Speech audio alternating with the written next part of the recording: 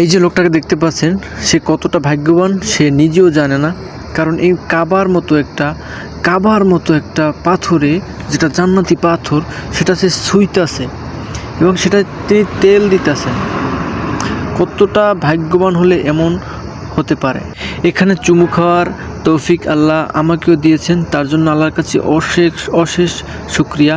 তো বন্ধুরা, এখানে যে দেখতে পাচ্ছেন এই যে পাথর, এটা জান্নাতি পাথর, এখানে 7টি টুকরা আছে। আর এই যে তেলটা দেওয়া হচ্ছে না, এই তেলটা হচ্ছে এমন একটি তেল যে মানুষ চুম্বন করে, আর এই চুম্বনের কারণে এখানে যেন কোনো প্রকার লালা বা কিছু লেগে না থাকে।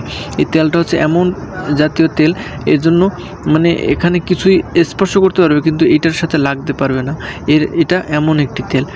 তো বন্ধুরা, ভিডিওটি ভালো লাগলে সবাইকে দেখার সুযোগ করে দিন, কারণ সবাই তো আর এখানে এসে দেখার সুযোগ পায় না। তো যাদের তৌফিক আছেন তারা চাইলে হজ উমরা করবেন, এটা একটা আমাদের ইমানি দায়িত্ব।